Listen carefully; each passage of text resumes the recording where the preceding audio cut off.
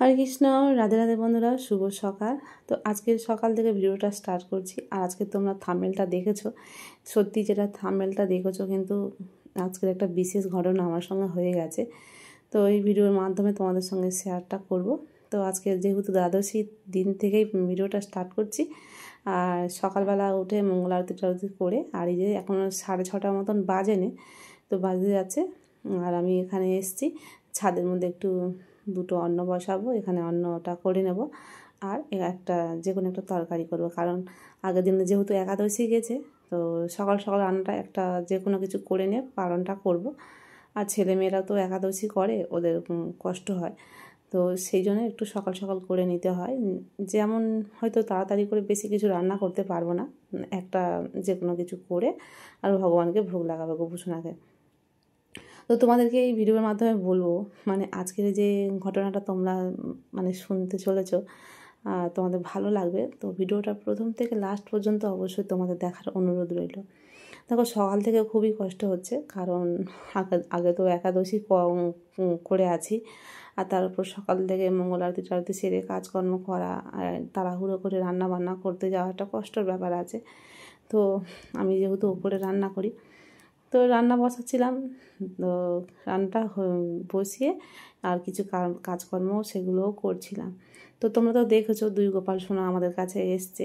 গোপাল সোনার অঙ্গরাগটা হয়ে গেছে, অঙ্গরাগ হয়ে শুকনো হয়ে গেছে, এবার ভোগ টোগ লাগিয়েছে সমস্ত কিছু। আর গোপাল সোনার বাবা আগের দিনে ফোন করেছিল, তো আমি ফোন করে বলেছিলাম যে গোপাল সোনাদেরকে অঙ্গরাগ করা হয়ে গেছে, আপনার যখন সময় হবে, সময় বুঝে এসে কথা আমি ওনাকে বলে রেখেছি। তো আমি তো রান্না বান্না সকাল থেকে করেছি। তো উনি যখন আমার রান্না প্রায় হয়ে গেছে, তো উনি হঠাৎ করে ফোন করেছে যে আমার নাম জানে উনি, তো বললো যে নিবেদিতা, আমি এখানে এসছি, 10 মিনিটের মধ্যে আমি এক্ষুনি যাচ্ছি, তুমি গোপাল সোনাকে রেডি করো, আমি আর বেশিক্ষণ দাঁড়াবো না, মানে আমি গোপালকে নিয়ে, মানে আমি এখন অফিসে যাব, তাড়াতাড়ি করে নিতে হবে, আমার বেশিক্ষণ সময় দিতে পারবো না। তো আমি বললাম ঠিক আছে। তো তারপর আমি বললাম যে গোপালকে তো আমি একটু অন্নভোগ দেবো, অন্ন সেবা দেবো, তো একটু হয়তো 5 মিনিট দেরি হতে পারে। তখন আমার অন্নটা রেডি হয়ে গেছে, মানে ভোগটা পুরো সম্পূর্ণ রেডি হয়ে গেছে। তো উনি বললো আচ্ছা ঠিক আছে। ওনার এখানে একটা বন্ধুর বাড়ি আছে, সেও আমাদের গুরু ভাই হয়, উনি ওখানে বেশি আসে, তো হয়তো উনি ওখানে ছিল। তো এরকম বলেছে, আর আমি অন্ন সেবাটা দিতে গিয়েছি, দিতে গিয়ে দেখছি যে গোপাল সোনার আমি তো আগের দিনে সাজিয়েছি, তোমরা দেখেছো, মাথার মুটুক টুটুক সমস্ত কিছু পরানো আছে। তো এবারে গিয়ে দেখছি না, যে একদম মাথার দুটো মুটুক নেই, আর কানে টানে সমস্ত কিছু খোলা রয়েছে, কারণ আগের দিনে আমার মেয়েই গোপাল সোনাকে শয়ন দিয়েছে। তো আমি আর অতটা ওকে বলিনি, আমি সকালবেলা এমনি মঙ্গল আরতি করার সময়ও দেখেছি, আর জানি যে সাইডে আছে। তো হঠাৎ করে আমি ভাবছি যে অন্ন সেবা দিয়েছি, উনি তো এক্ষুনি এসে যাবে, তা আমি সেই মোটকগুলো খুঁজছি। তো তারপরে না, খুঁজতে খুঁজতে মানে কিছুতেই পাচ্ছি না, কখন থেকে খুঁজেই যাচ্ছি, মানে কি বলবো। আর মোটক দুটো যেহেতু সোনার, তো এবার আমার তো খুব ভয় লাগছে, মাথার যে চুল বলো, কানের বলো, সেগুলো নয় আমার কাছে আছে, আমি জোগাড় করে দিতে পারি, কিন্তু মোটক দুটো আমি কোথা থেকে দেবো, বা কী বলবো সেই মানুষটা আসলে। তো ভয়তে তোমার গা হাত পা কাঁপছে, কারণ কিছুতেই কখন থেকে খুঁজছি পাচ্ছি না। আমাদের গোপাল সোনাদের কানের দুল টুল বলো সমস্ত কিছু খোলা হয় রাত্রে, তো পাশেই রেখে দেওয়া হয়, বা একটা কৌটোর মধ্যে রেখে দেওয়া হয়, সমস্তটা কিছুই আমি তন্ন তন্ন করে খুঁজছি। আমি ঘেমে পুরো স্নান হয়ে গেছি, টেনশানে ভয়েতে আমার হাত পা কাঁপছে সমস্ত কিছু। আর মেয়ে পড়তে চলে গেছে, তো আমি শেষকালে না পেয়ে মেয়েকে ফোন করলাম, যেখানে পড়তে যায় সেই স্যারের কাছে ফোন করলাম। তো সেই স্যার বলছে যে ও এক্ষুনি মাত্র বার হয়ে গেল, এই সবে বার হয়ে গেল। এবার ওর অপেক্ষা করছি যে ও যদি চলে আসে এক্ষুনি। এবার মেয়েটাও দেরি করছে, ও কোন বন্ধুর সঙ্গে কী পড়ার বিষয় নিয়ে আলোচনা করছিল, তো কিছুতেই পাচ্ছি না। ওর বাবাকে ফোন করলাম, বাবা কাজে বার হয়ে গেছে, বাবার মানে গোপুসোনার বাবাকে ফোন করেছি, ফোনের পর ফোন করে যাচ্ছি, ফোন তুলছে না। এদিকে তোমার ভয়তে হাত পা ঠান্ডা হয়ে গেছে যে এক্ষুনি চলে আসবে, আমি কি বলবো। কি বললো থেকে বড় কথা, আমি ভাবছি যে মোটক দুটো কি কেউ চুরি করে নিয়ে গেল নাকি, কি হলো? কারণ আমার ভয়েতে মানে কি বললো, সোনার জিনিস আর এত দামের জিনিস আমি কোথায় পাবো যদি কিছু হয়ে যায়।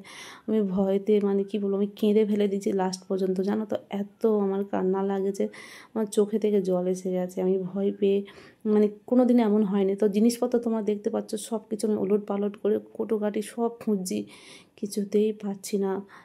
মানে আমি মানে আমার কি বলবো তোমাদেরকে, আমি বলে বোঝাতে পারবো না। আমার এখনই চোখে জল আসছে। সেই মুহূর্তটায় আমার যে কী পরিস্থিতিটা হয়েছে, আমার মনের যে কী অবস্থাটা। তো আমি গোপালের কাছে দাঁড়িয়ে দাঁড়িয়ে হাউ হাউ করে কাঁদছি।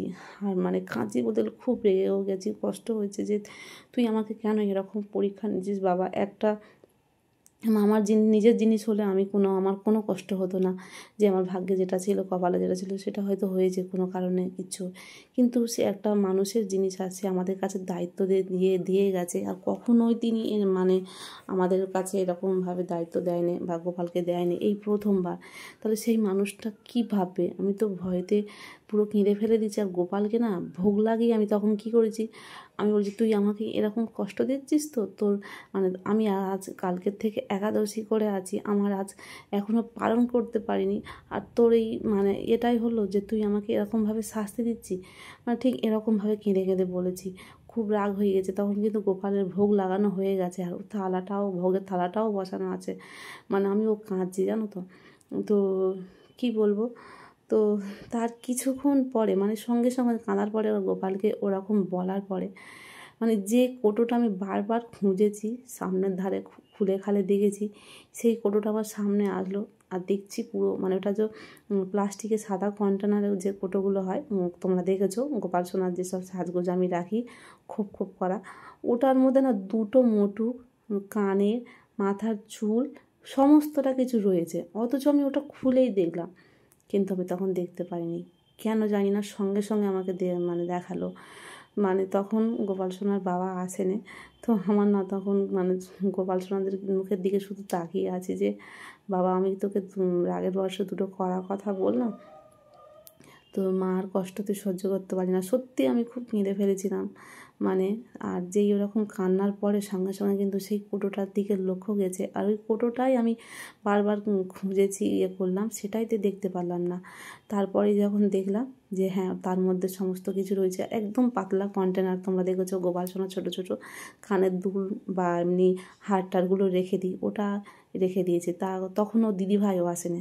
তার কিছুক্ষণ পরে দেখি গোপু সোনার বাবা আসলো, মানে আমি যখন সেই মোটুক টোটুকগুলো নিয়ে সাজাচ্ছি, কানে টানে পড়াচ্ছি, তখনই আসলো। তো কী বলবো, আমার জীবনটা তখন ধরে আসলো যে একটু দেরি হলে তখন কি হতো জানি না, উনি যদি তাড়াতাড়ি করে আসতো। তো যাই হোক, গোপাল সোনাকে দেখে তারা মানে গোপু সোনার বাবা কিন্তু ভীষণ খুশি হয়েছে। মানে উনি তো পুরো মুগ্ধ হয়ে গেছে, এত মানে সুন্দর শৃঙ্গার দেখে উনি ভাবতে পারে না যে এরকমভাবে শৃঙ্গারটা হবে। উনি বুঝতেও পারছিল না যে এত সুন্দর শৃঙ্গার হয়েছে, এগুলো কি উঠে যাবে। আমি তখন বললাম না যে এখন এগুলো উঠবে না। আর বললো যে আমার কতদিনকার আশা এটা পূর্ণ হলো, আমার মানে মনের যে একটা আশা ছিল সেটা আমার সম্পূর্ণ হলো। তো সত্যি গোপাল সোনাকে দেখো তারা বাড়ি গেছে, আমার মনটাও খুব খারাপ লাগছে, কষ্ট হচ্ছে। দুজন ছিল, কত সুন্দর লাগছিল। তো সেটা সম্পূর্ণ ভিডিওটা তোমাদের দেখাতে পারলাম না, কারণ আমি খুব টেনশানে পড়ে গিয়েছিলাম। আর এটা ছিল গোপাল সোনার বিকেলবেলা, একটু আম দিয়ে সেবা দিয়েছি।